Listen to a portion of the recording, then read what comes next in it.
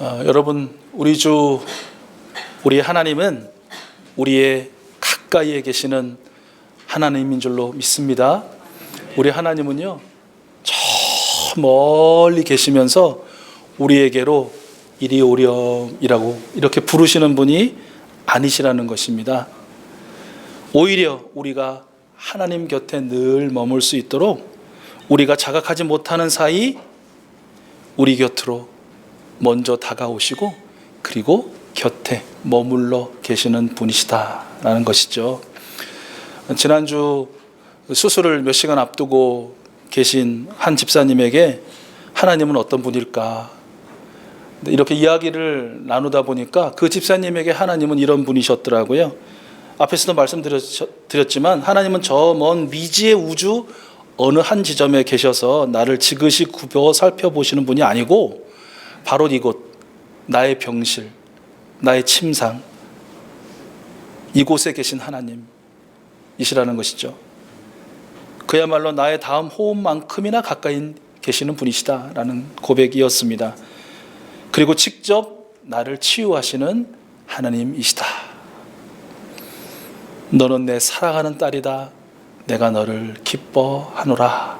라는 음성을 들려주시는 분이셨다라는 것이죠. 아마 여러분 똑같이 그런 경험들 많이 하셨을 텐데 여러분들 경험하신 것처럼 그 집사님의 이러한 믿음이야말로 이러한 하나님에 대한 인식과 확신이야말로 성공적인 수술과 이후에 온전한 회복의 보장이 될 줄로 믿습니다. 여러분에게도 마찬가지일 것이고요. 여러분, 가깝다라는 말은 어떤 의미가 있을까요? 여러분 지금 바로 옆에 계신 분들 여러분 거리가 얼마 정도라고 생각하세요? 가까우세요? 뭐세요? 가까우세요? 예. 아니면 앞에 계신 분들 저 뒤쪽에 앉아 계신 분들 보시면 그 거리가 어떻다고 생각하세요? 가까우세요? 뭐세요? 예, 사람마다 다르겠죠, 그죠? 어떤 분은 가깝다, 어떤 사람 기준에서는 멀다 그럴 수 있을 것 같습니다. 가깝다라는 말에 의미가 두 가지가 있더라고요. 사전적인 의미가 하나는 우리가 보통 알고 있는 것처럼 어느 사이의 거리가 짧다라는 그런 의미가 있더라고요. 그러니까 물리적인 의미라고 말할 수 있을까요? 그런데 두 번째 의미를 보면 어떤 사람과 어떤 사람이 스스럼 없이 친밀하다, 친하다라는 그런 의미도 가깝다라는 단어가 갖고 있더라고요. 그러니까 이건 아마 관계적인 의미라고 할 수 있을 것 같습니다. 이렇게 물리적인 의미와 관계적인 의미로서의 가깝다라는 그런 단어가 있다는 것이죠. 이 두 가지 의미가 비례하는 경우가 있습니다. 즉 물리적인 거리가 가까우면 관계적인 의미도 가까울 수가 있다는 것이죠. 뭐 이를테면 우리 속담에 가까운 남이 먼 일가보다 낫다라는 그런 말이 있죠. 그죠? 가까운 이웃이 먼 친척보다 낫다라는 그런 말입니다. 그러니까 아무래도 가까운 인근에 사는 사람이다 보니까 자주 부딪히게 되고 자주 만나게 되고 자주 교제하다 보니 피 한 방울이 섞이지 않은 남이지만 그래도 어쩌다 한번 만나는 피가 많이 섞인 친척보다도 훨씬 더 스스럼이 없고 또 정이 깊다라는 그런 의미일 것입니다. 이런 의미에서 또 예배당과 집이 가까워야 된다라고 그렇게 말씀하시는 분도 계세요. 아무래도 가까워야 한 번 더 예배당 가서 기도하고 또 예배당을 살피고 하면서 이게 정이 간다는 것이죠. 우리 서울 북부 그리고 경기 지역에 아주 모범적인 가정교회로 불리는 어느 교회, 얘가 바로 그런 것 같아요. 이문동에 있던 교회가 경기도 양주로 이주를 했습니다. 사실 물리적인 거리는 꽤 멉니다. 수십 킬로가 됩니다. 그런데 다수의 교우들이 양주로 이사를 했다는 거예요. 교회 옆으로 20-30분 더 출근 거리 시간이 걸리는 것을 신경 쓰지 않고 그렇게 옮겨갔다는 거예요. 참 모범적인 교회라고 그렇게 불릴 만한 교회인 것 같습니다. 다른 분들은 어느 교회가 간다고 그러면 우리 교회가 왜 이렇게 멀어져? 자기가 교회에 멀어진 건 생각 안 하고 교회가 내 집에 우리 그런 보통 말 많이 하잖아요. 네. 비례하는 경우입니다. 그런데 꼭 물리적인 거리가 관계적인 이 거리와 비례하지 않는 경우도 있습니다. 반비례하는 경우도 있습니다. 그렇죠. 어떤 경우일까요? 예전에 지금도 그런지 모르겠지만 최고의 신랑감이 누구냐? 시댁이 미국에 있는 신랑감이다. 뭐 이렇게 말하는 너무 심한가요? 너무 뭔가? 뭐 그런 말이 있었다고 합니다. 그리고 또 하는 말이 있죠. 화장실과 시댁 또는 화장실과 처가는 어떨수록 좋다? 멀수록 좋다. 뭐 이런 말이 있잖아요. 이게 무슨 말입니까? 가까이 있으면서 자주 만나 좋을 수도 있지만 이게 자주 만나는 것이 오히려 스트레스가 되고 또 마음에 또 상처가 되고 한다는 것이에요. 그래서 더 멀수록 좋다. 이게 반비례하는 그런 경우인 것 같습니다. 늘 가까이 있고 잘 아는 사이일수록 상대방의 결점이 너무 눈에 잘 보이고요. 그것이 마음에 상처가 되는 것이에요. 관계가 점점 어려워지는 것이죠. 꼭 그것이 뭐 시댁, 처가 뭐 이런 관계뿐이겠습니까? 심지어 우리 가족 중에도 맨날 같이 한 집에 머무르는데 심지어는 한 방에 머무르는데 불구하고 관계적인 거리는 왜 이렇게 멀리 느껴지는지 막 그런 경우도 있을 것이고요. 우리 교회는 안 그렇습니까? 교회는 매주 와서 만나고 같이 예배하고 웃으면서 식사도 같이 하고 하는데 곁에 있는데도 왜 이렇게 또 관계적으로는 멀리 느껴지는지 그것이 뭐 여러 가지 이유가 있겠지만 어쨌든 이 가깝다라는 이 단어가 주는 물리적인 의미와 관계적인 의미가 비례할 수도 있고 또 반비례할 수도 있는 것이 바로 우리의 삶인 것 같습니다. 자, 그러면 우리와 하나님과의 거리는 어떤가라는 그런 질문을 스스로에게 한번 해보는 것입니다. 여러분과 하나님과의 거리는 가깝습니까? 아니면 좀 거리가 있으십니까? 아주 단순화시켜서 가깝다, 가깝지 않다. 1번 가깝다, 2번 가깝지 않다. 3번 항상 또 저희가 이렇게 또 빠져나갈 길을 내야 되니까 모르겠다. 또는 가까울 때도 있고 멀 때도 있다. 이게 3번이죠. 3번부터 손을 한번 들어보겠습니다. 나는 3번인 것 같다. 한번 손 들어보시죠. 가까울 때도 있고 멀 때도 있는 것 같다. 손 내리시고. 자, 1번 나는 하나님과의 거리를 가깝다고 생각한다. 네, 손 내리시고요. 나는 좀 하나님과 거리가 먼 것 같다는 손 안 들으셔도 됩니다. 왜냐하면 지금 첫 번째, 두 번째 안 들으신 분이니까 그렇게. 우리가 하나님과 얼마나 가까운가는 잘 모릅니다. 그러나 하나님이 우리와 얼마나 가깝느냐는 우리는 알 수 있습니다. 우리는 잘 알 수 있습니다. 하나님께서 우리를 얼마나 가까이 하시느냐. 그것은 이 세상의 가장 정밀한 측정 기구도 측량할 수 없을 만큼 가깝다라는 것이에요. 무한대로 떨어져 있던 하나님과 우리와의 거리를 좁히기 위해서 주 우리 하나님께서 직접 우리 곁으로 찾아오셨다. 내려오셨다. 임하셨다라는 것이죠. 빌립보서 2장 6절에서 8절 말씀이죠. 그는 하나님의 모습을 지니셨으나 하나님과 동등함을 당연하게 생각하지 않으시고 오히려 자기를 비워서 종의 모습을 취하시고 사람과 같이 되셨습니다. 그는 사람의 모양으로 나타나셔서 자기를 낮추시고 죽기까지 순종하셨으니 곧 십자가에 죽기까지 하셨습니다. 아멘. 뭔가 이 말씀을 들으면 물리적인 거리가 정말 저 안드로메다 어딘가에 계시던 하나님이 훅 하고 바로 내 앞으로 내 곁으로 다가오시는 그런 느낌을 여러분 받지 않으십니까? 우리 하나님께서는 계시록 말씀 3장 20절을 통해서 나는 그에게로 들어가서 그와 함께 먹고 그는 나와 함께 먹을 것이다 라고 말씀해 주셨죠. 영접하는 사람 누구나 바로 여러분들. 이 말씀을 통해서는 우리가 가까운 정도가 아니라 아예 하나님이 우리와 하나가 되셨다. 한 몸이 되셨다. 한 마음이 되셨다. 한 영이 되셨다.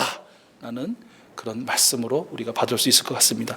관계적인 거리라는 말이 무의미해질 정도로 그것은 정말 사랑스럽고 친밀한 최고의 축복의 말씀이다라는 것이죠. 여러분, 누군가 하나님과와 당신과의 거리는 어떻습니까? 라고 묻는다면 우리는 확실하게 이렇게 대답할 수 있을 것 같습니다. 무한대로 멀었던 둘 사이의 거리를 우리 주 하나님께서 측정 불가능의 가까움으로 완전히 하나됨의 거리로 바꾸셨습니다. 여러분, 이렇게 대답하실 수 있겠습니까? 제가 여러분 여쭙겠습니다. 하나님과 당신과의 거리는 얼마나 됩니까? 자, 여러분 한번 대답해 보시죠.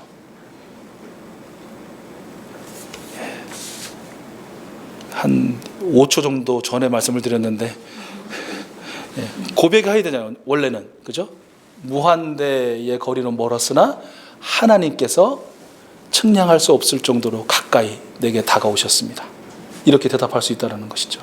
자, 문제는 뭐냐면 하나님 편에서 보면 우리에게 그렇게 가까우신데 반대로 우리는 하나님께 얼마나 가까이 있느냐라는 것이에요. 여러분 어떠십니까? 아까 답을 다 하셨는데요. 오늘 말씀을 통해서 하나님의 우리를 향한 더 없는 사랑과 자비를 다시 한번 깨닫게 되는데, 사실은 나 하나님께 가깝다 또는 좀 먼 것 같다, 잘 모르겠다 하지만 정말 하나님과 얼마나 가까이 지내세요? 라는 질문을 들으면 사실 우리 마음속에 첫 번째 드는 생각은 뭡니까? 좀 부끄러움 아닙니까? 또 죄송스러움이고요. 또 그 말을 들으면 왠지 좀 멀리 떨어졌던 그 사건이 좀 생각이 나고요. 되려 이렇게 가까이 했던 사건보다는 좀 멀리 했던 그런 사건들이 우리 마음에 좀 부담이 있죠.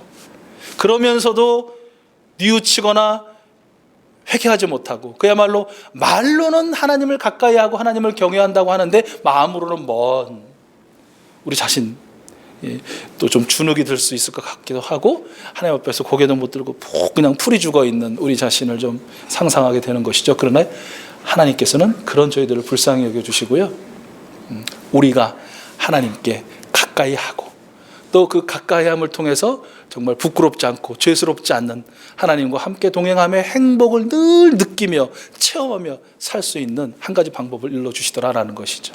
오늘 말씀 7절 상반절 말씀인데요, 우리 여러분 자료를 보시고 한번 7절 상반절 마침표가 있는 그 한 문장 한번 같이 읽어보겠습니다. 시작.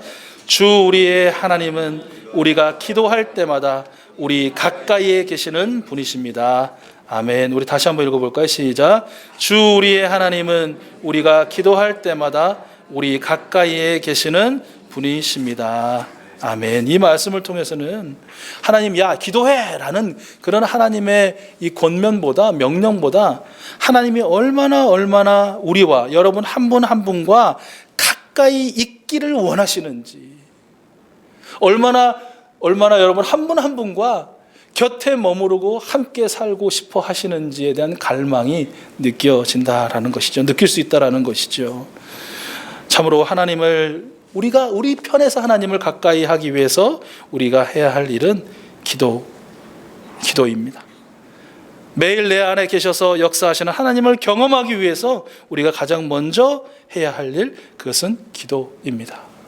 여러분 또 기도하십시오라고 하면 또 기도하라네, 이렇게 생각이 드실 수 있습니다. 이렇게 비유해 보면 어떨까요? 가장 최근까지 이게 뭐죠? 그 땡땡 학습지를 해본 분들이 계신지 모르겠는데, 이 어렸을 때부터 왜 그 학습지 시키잖아요. 그 예전에는 없었겠지만 90년대 이때는 굉장히 학습지가 많았습니다.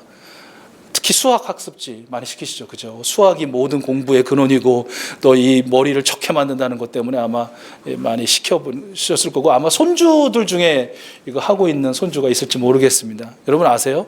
맨 처음에 수학 학습지는 기본 중에 기본인 더하기, 빼기, 곱하기, 나누기, 이걸 뭐라고 부르죠? 사칙연산이라고 부르죠. 이걸로 시작합니다. 그런데요, 학습지가 매달 또 학기마다 학년이 올라갈수록 바뀌잖아요. 그런데 그 앞에 몇 장은 항상 뭔지 아세요? 거의 중학교 올라가기 전까지 막 방정식을 배우고 막 이러는데도 사칙연산이에요. 제가 봤잖아요. 저 아이에게 그 학습지를 공부하게 했으니까. 아이는 그걸 어떻게 받아들입니까? 처음에 몰랐을 때는 재미로, 또 잘 배우는 재미로 하죠. 익숙해지잖아요. 거짓말 조금 보태서 눈 감고 합니다. 눈 감고 막 합니다. 사칙연산. 그 다음에는 어떻게 할까요? 안 합니다. 패스입니다. 그 페이지는. 왜요? 아는데? 잘하는데? 자, 그래서 고등학교까지 졸업하죠. 보통 이제 수능 시험을 봅니다. 어려운 시험 문제들이 수능에는 몇 가지가 들어갑니다. 이렇게 뭐 소위 변별력이라고 말하는. 열심히 계산합니다. 맞췄습니다. 답을 썼습니다. 답을 맞춰봅니다. 틀렸습니다. 여러분 어디서 틀렸을까요? 어디서 틀렸을까요? 예, 어떻게 하셨어요? 다 풀어내고 그 마지막 더하기 빼기 요거 실수해가지고 틀리는 것이 다반사입니다. 왜 계속해서 사칙연산을 하라고 하느냐? 기본 중에 기본이. 기본기. 이것이 안 되면 아무리 그 위에 무슨 수학 아버지 수학 할아버지를 해도 다 무너져 내린다는 거죠. 여러분 운동 좋아하시는 분들 아시죠? 우리 경진이 또 운동하고 있는데 운동하기 전에 만약에 농구를 한다고 생각해 보십시오. 여러분 농구할 때 바로 농구공 주는 줄 아십니까? 농구공 절대 안 줍니다. 그럼 뭐 할까요? 몸풀기 합니다. 몸풀기. 손 풀고 다리 풀고 손 뻗고 다리 오므렸다 펴고 걷고 뛰고 합니다. 자, 경진이가 지금 몇 학년이죠? 예, 제일 무서운 중2입니다. 중2. 중1이군요. 중1. 중1이 되고 이제 중2가 되고 중3이 될 텐데 중1인데 프로농구 선수가 있다고 생각해 보십시오. 여러분 혹시 아시는 프로농구 선수 있으세요? 네, 마이클 조던. 저 하늘 끝까지 간 것 같은데 그래도 마이클 조던, 그렇죠. 마이클 조던이 다 아실 수 있어요. 마이클 조던은 이제 농구 시합을 앞두고 맨 처음에 뭘 할까요? 마이클 조던 뭐 할 거라고 생각하세요? 예. 직접 보지는 못했기 때문에 이렇다라고 할 수 없죠. 아마 짐작하건대 그도 몸 풀 것입니다. 발목을 풀고 띵박질을 하면서 근육을 깨울 것입니다. 왜요? 황제인데, 농구한 황제인데 그게 기본이거든요. 그렇지 않으면 몸이 상하거든요. 다치거든요. 다시는 농구를 못할 수도 있거든요. 이 기도하라고 하면 야, 이거 신앙의 기본 중에 기본. 야, 이거 기도 안 하는 사람이 어디 있어? 안 하는 사람이 있습니다. 기도 많이 안 하는 사람이 어디 있어? 권사인데 장로인데 많이 안 하는 권사 장로 많습니다. 목사도 물론입니다. 기도는 너무 쉬워서, 너무 흔해서, 너무 자주 해서 뭐 할 건데 그 다음에 뭐 나라를 위해서, 민족을 위해서, 무슨 뭐 교회를 위해서, 가정을 위해서, 직장을 위해서, 무슨 사업을 위해서 아니에요. 왜 하나님은 그 많은 일을 감당할 수 있는 지혜도 주시고 명철도 주시고 능력도 주시고 힘도 주시고 기름 부어 주시고 막 함께 막 동행해 주시고 하기 전에 왜 항상 먼저 내 가까이 머물라고 하고 기도하라고 하느냐? 하나님 가까이 머물지 않고는, 그 하나님과 교제하지 않고는, 그 하나님과 함께 사랑하고 함께 살아내지 않고는 그 모든 것들이 다 의미가 없는 것들이 될 수도 있다는 것이에요. 여러분, 연초에 다시 하나님께서 말씀을 통해서 나는 너희들과 가까운데 너희들은 나와 가깝니? 가깝지 않다고 실망하지 마. 기도하라. 너희도 나와 함께 머물자. 이 여러분을 사랑해서 들려주시는 이 음성에 여러분 아멘으로 화답하시고 절대적인 순종이 여러분 삶 가운데 있을 수 있기를 축복합니다. 잘 아는 대로 기도라는 것은 결국 하나님과의 사귐이고 하나님과의 대화고 하나님과의 데이트입니다. 기도는 확성기만이 아닙니다. 하늘에 대고 확성기를 맥시멈으로 틀어놓고 와와와와 하는 게 기도가 아니라는 것입니다. 하나님은 그렇게 멀리 계시지가 않아요. 말씀드린 것처럼 하나님은 우리의 작은 신음소리도 들으시고 속삭임도 들으시는, 말하지 않아도 우리의 마음을 이미 감찰하고 계시는 가까이 계신 하나님이시다라는 것입니다. 기도는 하나님 향한 일방적인 톡백이 아니라는 것이에요. 막 내 할 소리 하고 하나님 말씀하시려고 할 때 벌떡 그 자리를 일어서는 것이 기도가 아니라, 하나님은 귀만 있는 우상이 아니에요. 어떤 돌이나 나무에 귀만 크게 새겨놓고 거기다 대고 와와와와와 떠들고 안녕히 계세요 하고는 그런 우상이 아니라는 거예요. 하나님은 들으시고 말씀하시고 이루시고 역사하시는 인격적인 하나님이시다라는 것입니다. 기도는 하나님을 향한 짝사랑이 아니에요. 외사랑이 아니에요. 하나님은 우리를 사랑하시는 게 분명한데 우리 또한 하나님과 함께 더불어 사랑하고 또 서로 살아가게 하신 사람들과 사랑하게 하시려는 그 하나님과의 사랑이다라는 것이야. 그래서 여러분이 모든 것들을 잘 아시고 기도하십시오 그러면 물론 이제 그 대중기도, 대표기도도 그렇고 개인기도도 좀 그렇지만 어떻게 기도하면 좋을지 모르겠다라고 그렇게 말씀하신 분들이 꽤 있습니다. 그런데 어떻게 기도하면 좋은지 아시겠지만 다시 한번 확인하시고 또 좀 이렇게 뿌옇듯이 잘 헷갈리셨다면 좀 정립하시는 시간이 되었으면 좋겠는데, 아주 쉽게 기도는 여러분 데이트를 생각하시면 됩니다.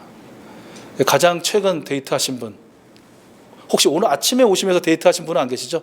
있을 수도 있겠네요. 차 안에서 남편하고 이렇게 또 사랑의 미러를 나누시고 뭐 또 오신 분도 계시겠지만, 자, 우리 권사님 소시적 데이트하실 때 그때 한번 생각해 보시죠. 우리 장로님들도 마찬가지고, 데이트의 첫 번째 고려해야 될 것은 장소입니다. 장소.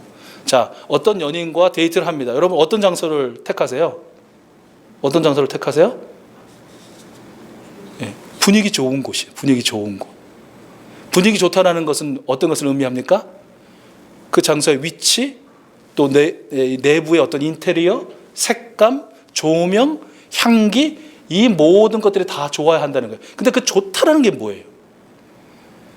그 장소 안에 있는 그 연인이 나에게 집중할 수 있는 분위기, 바로 그것이 좋은 장소라고 우리가 얘기하지 않습니까?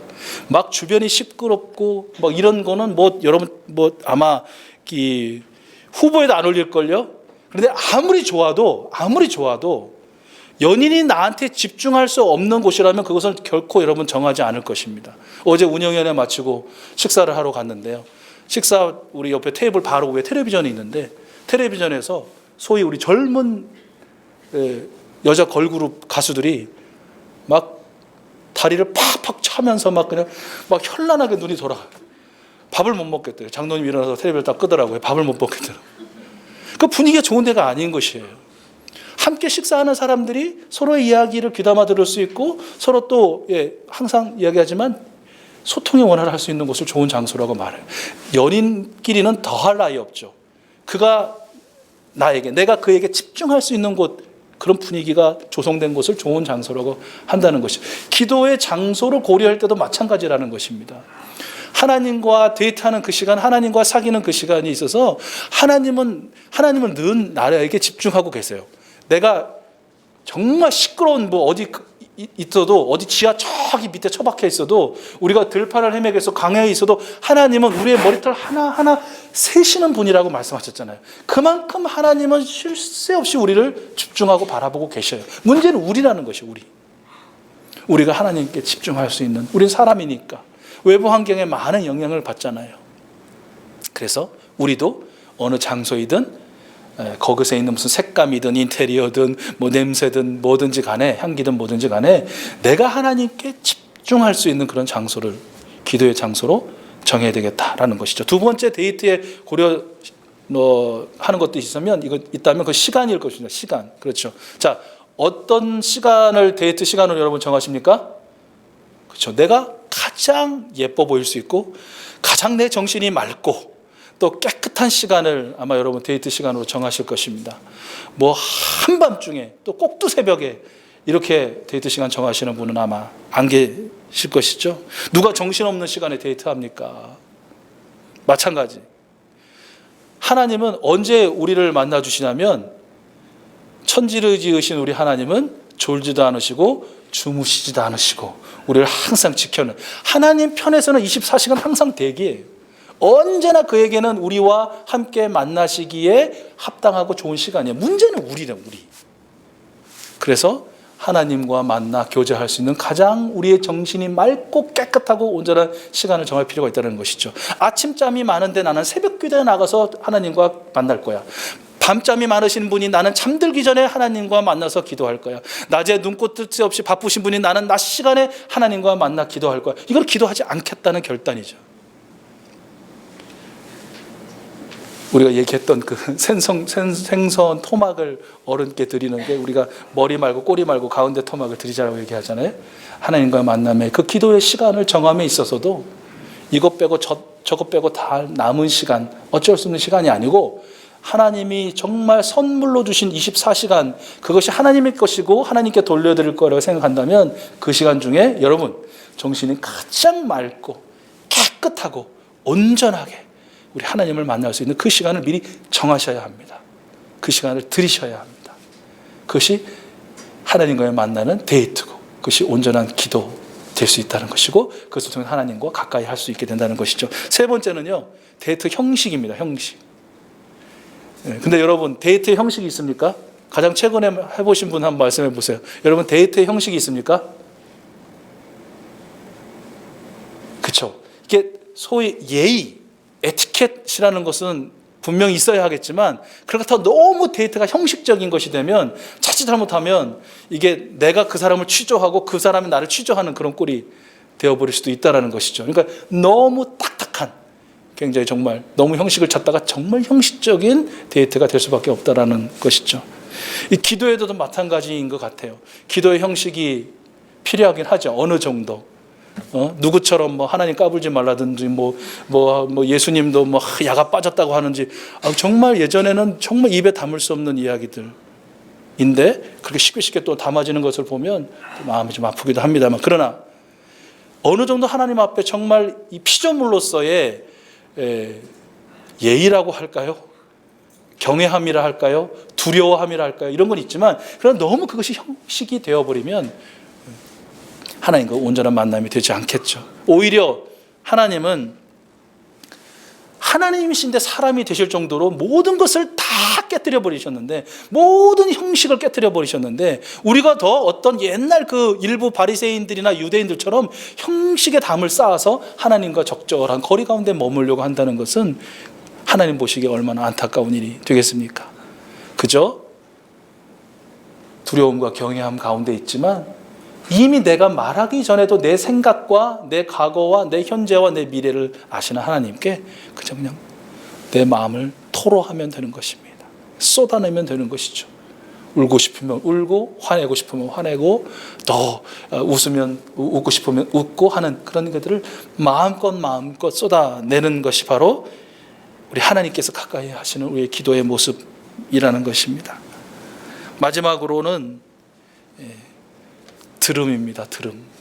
아까 확성기도 말씀드렸고 독백이 아니라는 것도 말씀드렸는데 연관이 되겠죠. 여러분, 좋은 데이트가 어떤 데이트입니까? 그 연인이 내 얘기에 귀 기울이고 또 공감하고 그런 것 아니겠습니까? 뭐 호들갑스럽게 공감하는 건 아니더라도 그래도 웃으면서 고개를 끄덕끄덕 여주는 것, 중간중간에 이렇게 후렴구 얘기하듯이 장단 맞추듯이 그래 맞아 막 이렇게 해주는 것, 얼마나 기분 좋은 데이트입니까? 그렇죠? 어떤 사람 연인을 만났어요. 막 자기 얘기를 하는 거예요. 한 시간 떠들더니 말미에 그런 말 하는 분 계십니다. 아이쿠, 제 얘기만 했네요. 이러면서 다음번에는 제가 들을게요. 그래, 그럼 다음번에 만났어요. 다음번에 어떻게 잘 지내셨어요? 묻길래 그럼요, 잘 지냈어요. 그랬더니 잘 지내셨죠? 하면서 한 10초 듣고 또 59분 50초 자기 얘기만 하고 또 말미에 아이고 지난번처럼 오늘도 제 얘기만 했네요. 죄송합니다. 누가 그 사람 다시 만납니까? 누가 데이트합니까? 안 하죠. 우리가 하나님께 기도한다는 것, 하나님께 나아가서 우리가 하나님과 사귄다는 것도 마찬가지 아닐까요? 적어도 하나님께서 참으로 우리의 신음까지도 들으시고 우리를 불쌍히 여겨서 구원해 주시는 분이심을 믿는다면 우리는 하나님의 음성을 먼저 들어야 할 것입니다. 하나님의 기록된 말씀인 성경으로도 듣고 내 마음에서 울리는 양심으로도 듣고 하나님이 창조하신 자연 만물을 통해서도 듣고 더불어 살아가게 하신 사람들을 통해서도 하나님의 음성을 여러분 먼저 그리고 많이 온전히 들어야 합니다. 그 들음에서 우리가 무엇을 알아야 할지에 대한 답이 나오는 것이죠. 답도 없는 얘기를 실컷 해대니 우리는 답을 못 받는 것입니다. 답이 있는 이야기를 알아보십시오. 어떻게 답을 못 받겠습니까? 어찌 하나님께서 정확하게, 아니 내가 생각한 답보다 차고 넘치는 그 답을 여러분에게 허락하지 않으시겠습니까?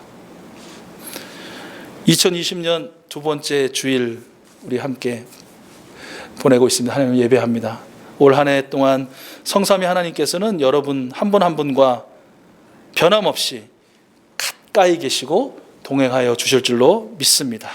오늘 4장 7절 하반절에 있는 말씀처럼 세상에 이런 분이 어디 계신가?